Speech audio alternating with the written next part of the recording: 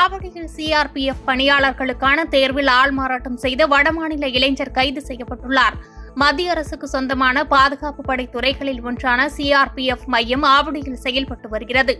இங்கு சிஆர்பிஎஃப் துறையில் தூய்மை பணியாளர், சமையலர் உள்ளிட்ட கிரேடு டி பிரிவுகளில் ஆட்கள் தேர்வு நடைபெற்றது. இதற்காக கடந்த 2023ஆம் ஆண்டில் எழுத்துத் தேர்வு நடைபெற்று முடிந்தது. இந்த எழுத்துத் தேர்வில் வெற்றி பெற்றவர்களுக்கு உடற்தகுதி தேர்விற்கு அழைப்பு விடுக்கப்பட்டு கடந்த 10ஆம் தேதி முதல் 23ஆம் தேதி வரை உடற்தகுதி தேர்வு நடைபெறவுள்ளது. இதில் பல்வேறு மாநிலங்களைச் சேர்ந்தவர்கள் பங்கேற்றுள்ளனர். இந்நிலையில் உடற்தகுதி தேர்வில் ஆள்மாறாட்டம் செய்ததாக சிஆர்பிஎஃப் அதிகாரிகளால் ஒரு வடமாநில இளைஞர் பிடிபட்டுள்ளார்.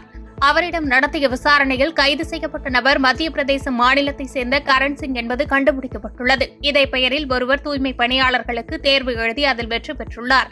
இதைத் தொடர்ந்து இன்று நடைபெறும் உடற்தகுதி தேர்வுக்கு கரண் சிங் எனும் பெயர் கொண்ட தற்போது கைது செய்யப்பட்டுள்ள நபர் கலந்து கொண்டுள்ளனர். கைது செய்யப்பட்ட வடமாநில இளைஞர் கரண் சிங்கிடம் இதில் வேறு யாருக்கு தொடர்பு உள்ளது, யாருக்காக ஆள்மாறாட்டம் செய்தார், இதற்காக பணம் எதுவும் பெறப்பட்டுள்ளதா என பல்வேறு கோணங்களில் போலீசார் தீவிர விசாரணை மேற்கொண்டு வருகின்றனர்.